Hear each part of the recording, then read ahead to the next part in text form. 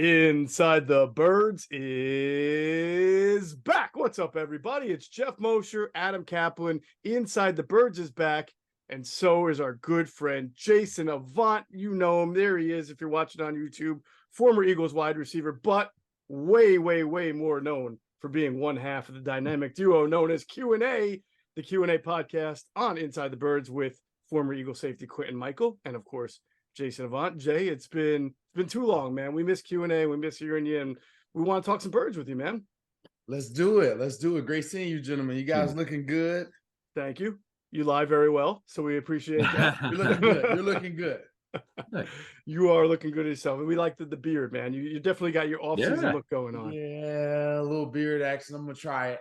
Nice. My daughter likes it, so yeah. I decided to keep it. By the next Q&A pod, it might be a little Harden-esque. Maybe it stretches out. I don't think mine can grow that long. Yeah. And whatever it is, it's stopping him from focusing on the basketball court, so I can't get it that long. That's right, because we need you locked in. Yeah, we definitely need a great Game 7 performance today from you, Jason Avant. Of course, Inside the Birds is presented by our friends at Ocean Casino Resorts, the official, exclusive Jersey Shore resort of Inside the Birds. So, Jay, man, it's been quite an offseason for a team that just went to the Super Bowl, had a 10-point lead, unfortunately blew it. But, I mean, a lot of guys coming, a lot of guys going, draft, free agency. We want to kind of just chop it up with you on everything that's going on, get your thoughts. We know you've been following. So why don't we just start really with what's happened first, which was a lot of free agent departures and signings. You know, the losses, you know, Gardner Minshew, not the biggest deal, obviously, although Marcus Mariota coming in, and Miles Sanders, Andre Dillard, Zach Pascal, Isaac Seumalo. When you look at those guys, right, and you've seen how successful the team has been lately, which one of these losses do you think, yikes, I wish maybe that guy could have come back, or which one do you think is the most impactful? Probably Isaac. Probably Isaac is going to be the biggest. That's still a bit of a question mark there. We know that we have guys that are able to step in, but Isaac has played really well and at times at a Pro Bowl level, and having that guy on the right side that has some familiarity with Lane and some experience with Lane, I think that's huge. Now, do I think that we overcome it? Yeah, of course I do. But I believe that's a huge, loss. Now, another loss that I don't think that people are really seeing because they haven't been able to replace his body type and the things that he does is Zach Pascal. So I think that's starting to become a bigger loss because you can't use AJ Brown because he's so dynamic with the ball in his hand that you can't use him as a blocker to get stuff started. You can, but you just like him to have the ball more often. And I don't think that Zacchaeus has the body type at 5'8" to be able to bang with the big guys. And then you have all other small guys that are going to play. You know, Devontae Smith is very small. Quez Watkins is very small. Zacchaeus is very small. A lot of these guys that are backing up, Greg Ward, Rambo, a lot of these guys are smaller frame guys. So I think that's going to be a huge loss. And you don't think about that, but it definitely has some value.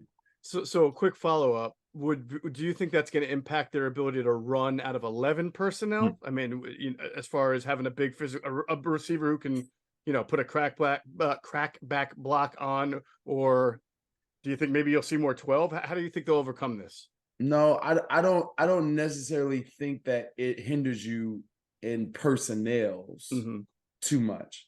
I just think that it hinders you in screens, which is huge. Yeah. And remember, let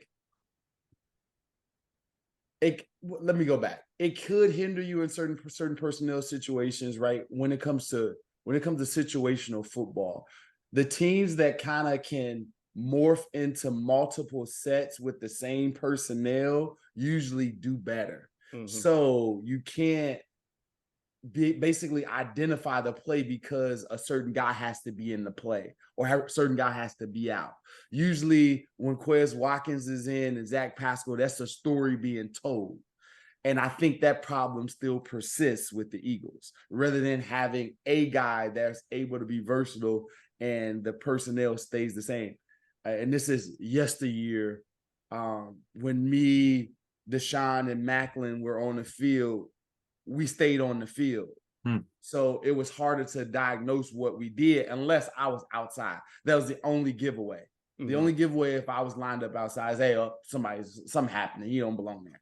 But other than that, it was kind of plug and play there. And that's what you want. You don't want to give any tips to the defense.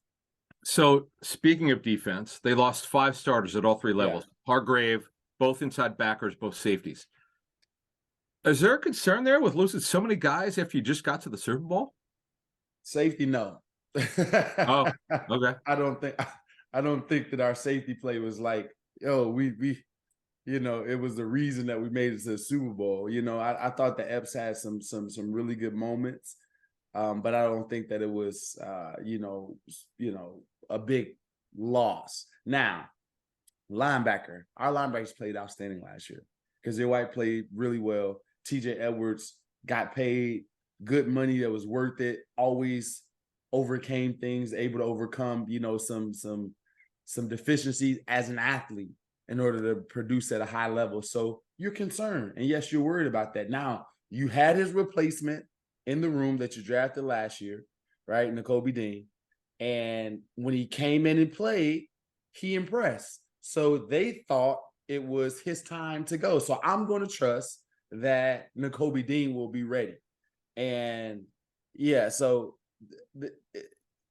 the only problem spots that you will ever say the Eagles will have will be linebacker and safety, and that was the same thing going into last year. And how well did we do? So I think that we'll be fine, just fine in those positions. It's just younger talent.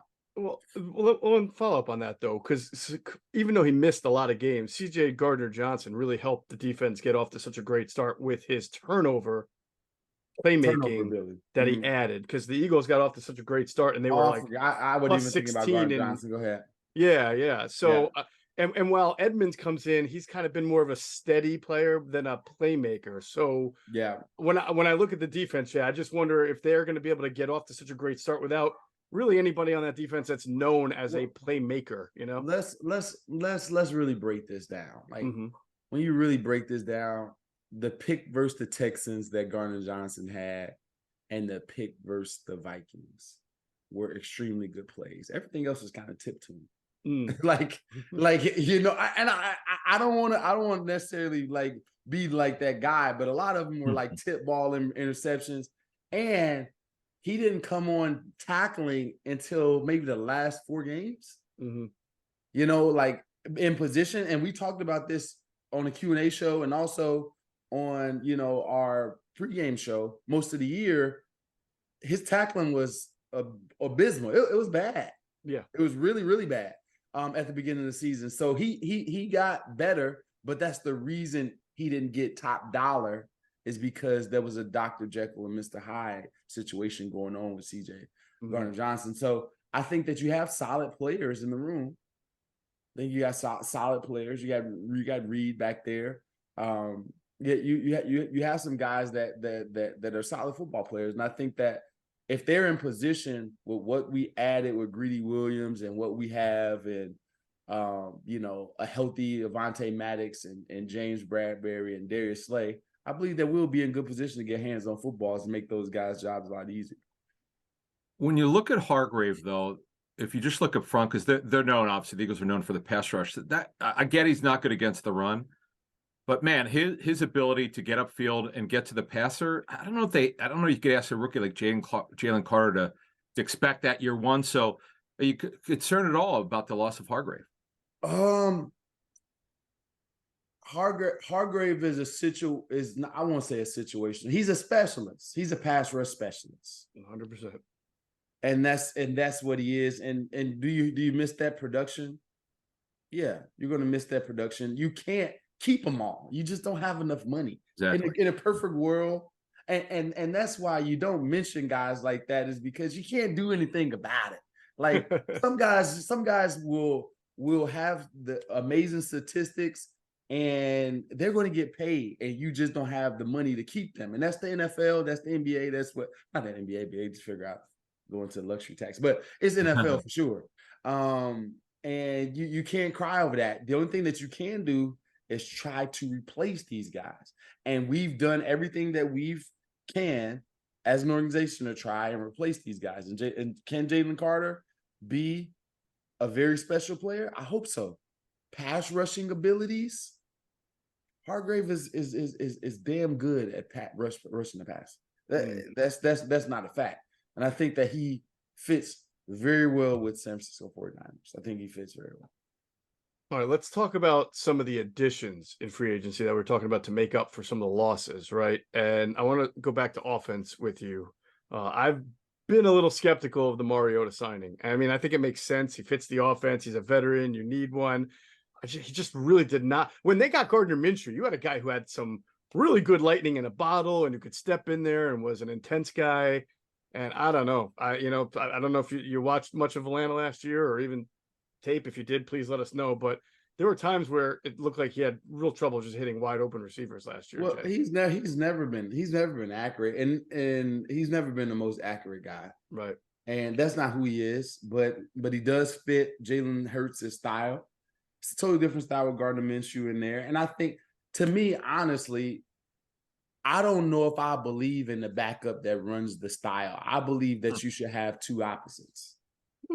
I think that the Eagles have always had two opposite guys. That's true. So I don't think that there's one way to skin a cat. I just think that the Eagles got stuck in a situation where they couldn't pay, and they were able to get a cheaper option. And let's see what Tanner can do as well. So on the addition, so you mentioned Sanders leaving, signed a big deal with Carolina. The Eagles made a decision they weren't going to pay him. Yeah, they had Penny and Swift. They got better. Yeah. I was going to ask you. So could they? Okay, you just said it. So I've heard people say this. They got better, but how? How will they be better running the football and be a better offense with these guys? Well, DeAndre Swift catches the ball pretty well out of the backfield. Rashad Penny is definitely a bruiser that can take it a distance. And so I think that when it comes to being able to pick up blitzes with the body styles and body types, I think that you have two bigger bodies that are more pro ready for things like that. And did you see what DeAndre Swift did to us last year? Oh, game on was crazy. Yeah, of course. Sure. Yeah, a lot of that was CJ Gardner-Johnson, by the way. Yeah. A lot of that. And you're lying all over him. But I believe I just think that pure runners of the football that DeAndre Swift's a better runner of football than Miles Sanders. And I just as far as pure runner, and I know that he catches the ball better. Oh yeah, sure. Mm-hmm. Yeah, so and I believe both players are around the same speed. If I DeAndre Swift may be fast at 40 time, if I remember correctly. But I think we definitely got better. And you know what I like about this move? I like that you have like a 1-2 punch running back. And then you have a third down type of option. Why am I blanking right now? Totally blanking. Gainwell? Like Boston Scott? Yeah, Gainwell. Gainwell, right. Gainwell. Sure. They'll have 4 running backs somehow, but Boston Scott's numbers won't be the same. Yeah. And poor Trey Sermon. And I said, poor Trey Sermon's probably what will happen here? Yeah, no shit. Yeah, it's hard. It's hard unless somebody get hurt. Yeah. So we bring you in, obviously. We'd love to hear you talk about wide receivers. And I'm curious your thoughts on Nick Sirianni. I don't know if you heard his last press conference, but he basically said that he was sensing that Quez Watkins is really driven this offseason and get it, because people came down on him after last year. And but he's also the same guy who sure gave the thumbs up for the team to go out there and get Olamide Zaccheaus. So who I think the stat is he has only dropped 3 passes in his entire career with the Falcons. So what do you make of that competition there? It's good. That's pretty good. That's a pretty good catching percentage, right? So I believe I think he's like 90 something catches, right? So that's about NFL, standard, a little bit higher than NFL standard. Like you should be like if you're about 90 balls. You want to be around there. That's higher NFL standard. That's higher. Mhm. So here's the thing. He's a small guy. He's not blazing fast, but he is fast enough to run a reverse. He is fast enough to play outside if you need him to. Mhm. So he does have some diversity, and his stats have gotten better each year, right? So you can see that he's figuring out the NFL game. Is he like lightning in a bottle? No. Quez Watkins has that ability to be explosive and change if he plays consistency. He doesn't have the upside that Quez Watkins has. He just doesn't. But he's been more consistent. Mhm. And he's reliable. Here's the one thing that I worry with. After watching him on tape, you don't see him uncover the same way in man that you do in zone. Zacchaeus, and I'm not saying that I'm not saying that he can't. Mhm. you talking about Zacchaeus? You talking about Zacchaeus, or you talking about Zacchaeus? Yeah. I'm not saying that he doesn't and that he can't. I'm just saying it doesn't show up the same way. Most of his catches are in zone, and it's basically everybody else is covered. He's underneath, the quarterback is rolling out, he's being thrown to, or it's a wide open zone. It's not much he went out there and beat a guy, made the play type of play. It's like plays that happen naturally to guys in zone, and you can put anybody in that position and they can catch that ball. And I'm not saying that he can't, because there's times where he's played 3 years in the league. This is the 4th year, I believe, or maybe it's 4 years going to 5. But he definitely has talent, and I think that it's definitely going to be he has the ability to become the third receiver. He has the ability to. Is there He's any of he's solid. Yeah, is there any other receivers that they've picked up here? You mentioned Rambo, Tyree Cleveland. Who else have they added in? They've added, it's like a lot of tall guys. Anybody? Hazelwood, Jaden. Yeah. What was Jaden's name? Jadon Hasselwood and Joe Nada. Yeah. Yeah, I was just saying, is there anyone that jumped out at you? I know Michigan guys, so I'm sorry, but Rambo is interesting because he has some history with Jalen. But again, go ahead. Yeah, no, I said Rambo is interesting because he has some history. But again, I don't carry too much weight when it comes to college success and that. I don't carry that. I think that the guys that you will see are going to be those top 4 guys. I think that there's definitely a big drop off after that. A huge drop off. Let's take a look at the defensive moves in terms of re-signings and some of the craziness of the Darius Slay situation. That was bananas. I know it was gone. Let's get to that. You know Howie very well. Okay, you dealt with Howie during your career. Slay goes from being told that they're going to cut him with a post June 1 designation. 3 hours later, they re-signed him to a new deal, and he got more guaranteed money. The average per year is less, but the guarantees are great. As a former player, like when you hear about this, what's your reaction? Howie's definitely playing. Well, here's the thing. I don't think that these things are possible unless you treat people right when you're here. And that has to do with the fans. Philly has become a very desirable place to play. And it's because of our city and the way that they rally around the team, the way that they cheer the team, the way that when the guys are winning, that how much they support them. Guys like being here.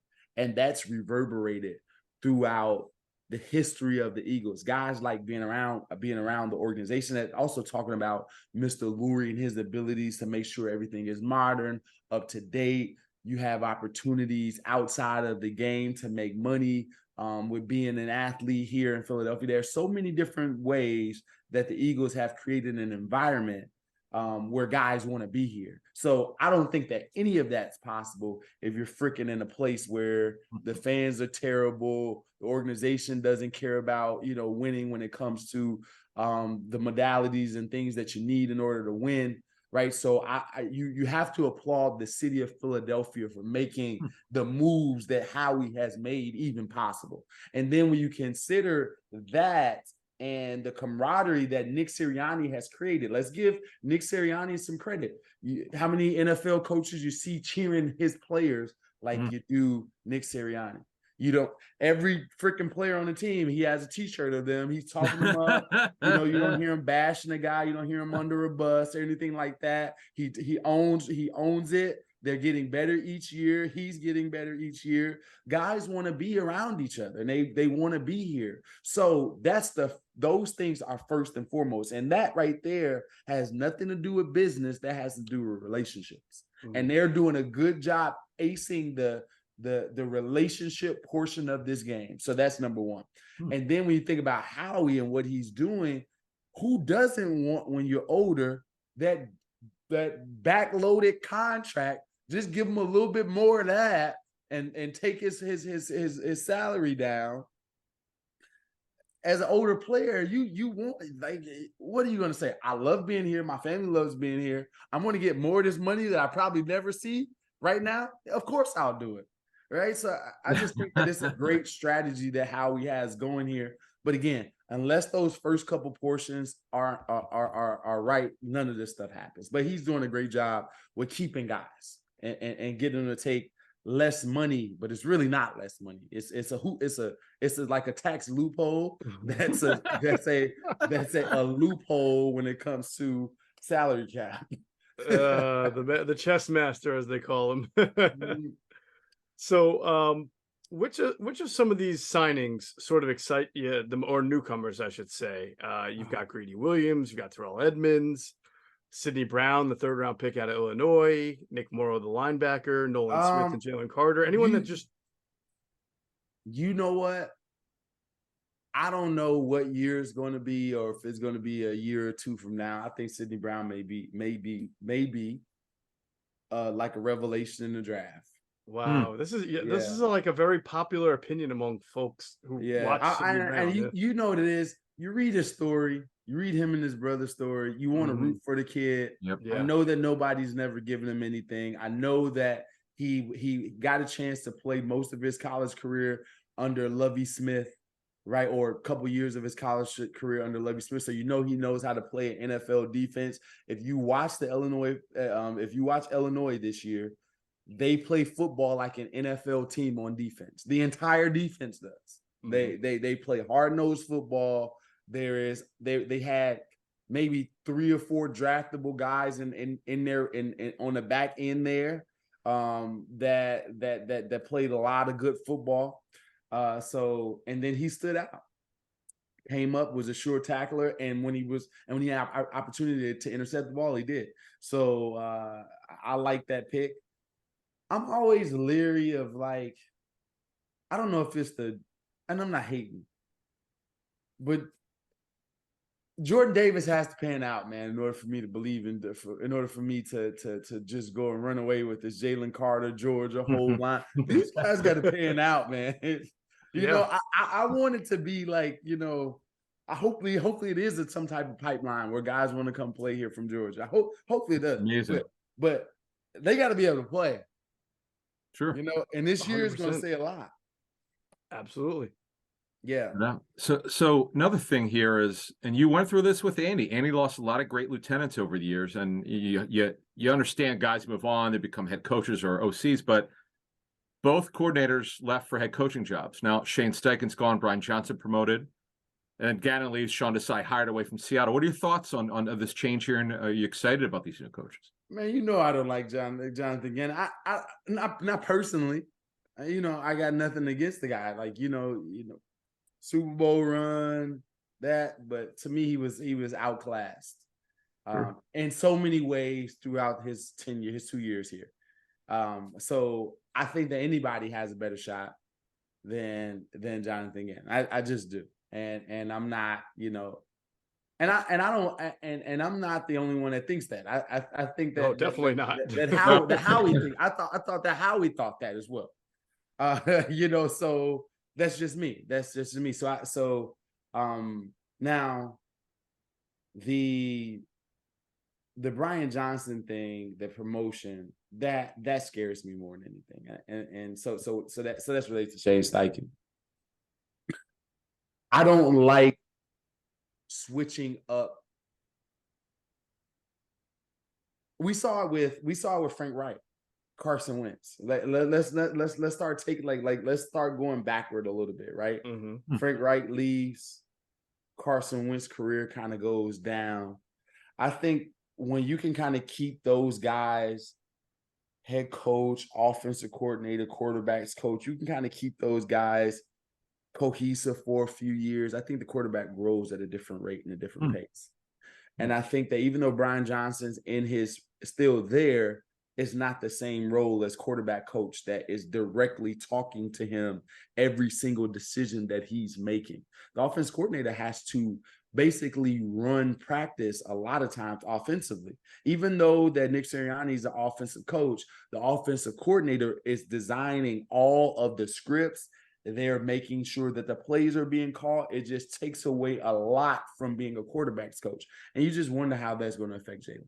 Yeah, that's a good point. You know, Adam, we haven't talked about that a whole lot because we generally have heard good things about, say, a guy like Alex Tandy, who now is the quarterback's coach. But to your point, Jay, you know, Carson's first quarterback's coach was John DeFilippo, who had been an offensive coordinator more than once, had a lot of years. Yeah. Alex Tandy is 1 year removed from being quality control offense. And that's a pretty big leap. So they can talk about how much they love him and how smart he is, but there's an experience factor that you're making a good point that is gone now with Brian moving into a OC role. Yeah. Remember when a lot of this stuff, even though it's business, is relationship. Remember, quarterbacks are the women of the NFL society, right? This is, and hear me out when I say this point. And do I have to edit this out yet? No, you don't have to edit this out. It's just that women in our society are afforded privileges. They're afforded privileges, and an NFL quarterback is afforded privileges. Oh, I get what you're saying now. Okay, all right, they're afforded immunity from getting hit, like a woman is in our society. Yes, like the offensive linemen lift the quarterback up. It's like how we open up a door for a woman. Nobody opens up a door for me. Right? I got you. I got you. And I'm gonna cut the woman adage from there, right? Because it always get worse from there. All right, so but here we go.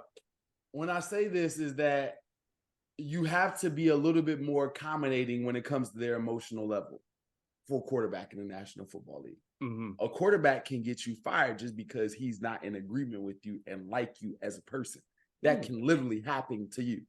So therefore, you have to be a guy that is calm and cool and being able to communicate with this guy, because Jalen Hurts, I don't know if you know, with the big signing, he's priority. So if something doesn't go right, you're out of here. You get what I mean? So Jalen Hurts being able to like this guy and they have a good relationship is a huge what if, and hopefully it goes well. You know, because with Brian Johnson, he was there since he was in high school. So therefore, his demeanor, Jalen Hurts, he doesn't care about what he says or anything like that. That relationship has already been established. Now you have this new guy. It's a little bit different. It's a little bit different. Watch. Absolutely. No doubt about it. No offense, ladies. Love you.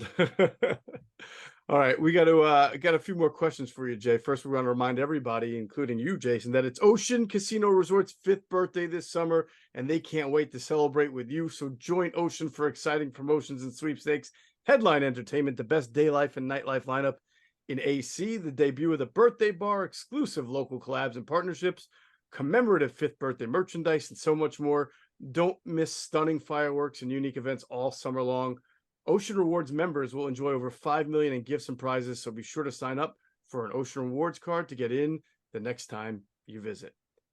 So, along the same lines with the defensive coordinator that we were talking about, Jonathan Gannon, a minute ago, I'm curious, do you know anything about Sean Desai? Have you met him? I feel. You know what? He beat me by a couple, probably by a minute in Eagles autism run. I was trying to catch him. Both of us ran, and you can tell he runs like you could tell a guy that just goes out for a morning run. He Uh-huh. goes out for a morning run. I Okay. run like that one time a year. Funny. Right. So, and as soon as he gets done and I get done, maybe like, 50 seconds behind, he's like, I thought you were going to catch me. And I was like, Coach Jason, he's like, I know who you are, man. I remember you as a player, such and such, such and such. And to me, I was impressed by him. Just our conversation that we had. I didn't want to talk, X's and O's with him or anything like that. But that was my only interaction with him. It was a positive interaction. And, I just hope that he does well. I believe that Seattle's defense was really good last year when it comes to keeping them in football games. Their offense didn't score a lot of points last year. Right. They just couldn't. They were offensively challenged at times. And I believe that, the Seattle Seahawks defense was definitely, a big part of them reaching the playoffs. So hopefully that means something. But other than that, I don't know much about him. We got to talk to you about Sirianni because you mentioned him earlier, Jason. Okay. So I want to go back to when he was hired. This guy was a relative unknown.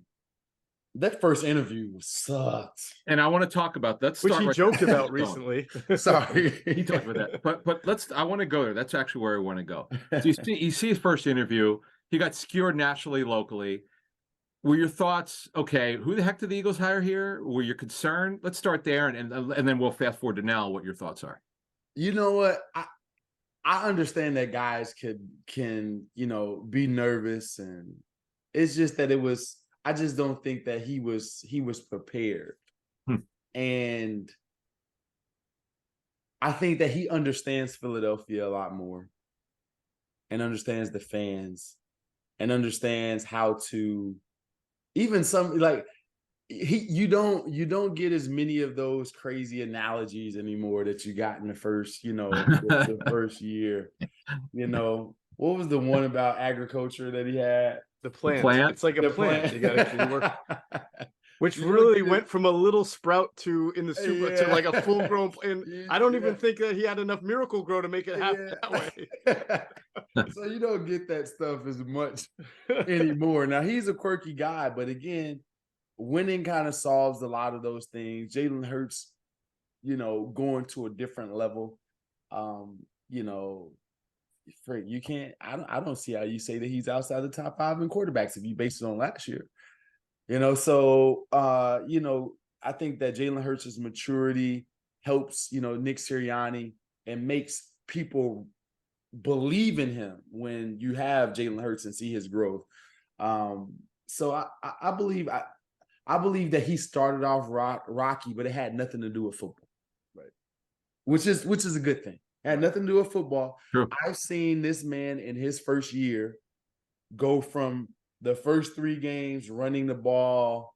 Running the ball a bunch, because I remember it was Atlanta, it was the Ravens, or it was something along those lines where they were running it really high. Went to RPOs, went to spread, ended up with like this crazy power run game that got us to the playoffs, right? He was trying everything in order to get us to manufacture some offense. And I believe that last year with Jalen's like rise, I just believe that that he's on the right path. So I definitely believe in him. And I like the way he motivates his players. No matter what you say about him in the media and some of his quirky ways, what he's selling, the players are buying. Yep. That's the only thing you can ask from a head coach. Yeah, and to your point on relationships that both of you guys are making earlier in the pod, I mean, this guy brings in Matt Patricia to the coaching staff, and everybody in the world knows that Matt Patricia don't want to walk down a dark alley that Darius Slay is hanging in, right? I mean, everybody knows about the friction between these guys, but somehow, and Nick said, of course I talked to Slay about it. He's fine with it. I mean, he's cool with it. Maybe inside he didn't, but the fact that they could make that happen was pretty good. I thought, the testament to him. Yeah, you got to go with the most talent, and right. you hope that you have people that are constantly growing and not holding on to things in the past. Right. And yeah, it's not the same Matt Patricia is not the head coach. He's not, Yeah. the defense coordinator. So it's a position, based thing. So I think Slay can, hopefully, Slay will be fine. Yeah. You can't. Slay's the president here. He's fine.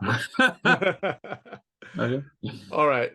One more question for you, a big picture question that we'll get to. First, I want to remind everybody to check out our friends at phlsportsnation.com. They're enhancing the fans' experience with their coverage of all Philadelphia sports. For the fan, by the fan is their motto. So make sure you check them out at phlsportsnation.com and on Twitter at phlsportsnation. Let's pause real quick for a word from our good friends, our great friends actually, at Sky Motor Cars. Sky Motor Cars in Westchester is a different sort of dealership. All it takes is one look at their Highline pre-owned vehicles that people all over the country want and need. Owner Brett Schiller, make sure you don't spend a dime of your money before you purchase the car. Sky Motor Cars allows you to make all the decisions regarding your next vehicle. At Sky Motor Cars, you never have to spend more than necessary. Visit SkyMotorCars.com today or call 610-918-7225. And if you happen to walk into Sky Motor Cars out there in Westchester, PA, make sure you tell them Adam just sent you. You'll get a great deal. All right, Jay, let's finish it with this. We've gone through the coaching staff, the additions, subtractions. You see what this team's going to look like. I think the biggest thing facing this team is coming off such a great year and, going to a Super Bowl. Now you've got a schedule that is much tougher. I'm sure you've seen coming out of the bye week, you got Kansas City, San Francisco, Buffalo, Seattle, New York, Dallas. I mean, it's pretty crazy there. So I'm basically asking you, can this team be as good as they are last year from a record standpoint? Not from a record standpoint. Yeah, it's going to be pretty tough, huh? No, I don't. Well, the Eagles lost some lost the Saints late last year, didn't it? They lost the Saints late last year. It wasn't. Hurts didn't play, right? Yeah. So, I don't believe their record is going to be as good as it was, and it's been like that historically. Whoever wins the division, and that's why there hadn't been a repeat NFC East champion, is because that schedule just gets very, very daunting. Once you finish first place, you have just a murderous row that happens. Vikings.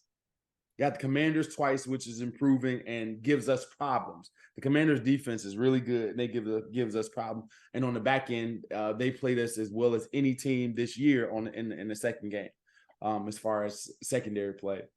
You have the Jets that has Aaron Rodgers. You got the Dolphins that, if Tua is healthy, is a Super Bowl contender.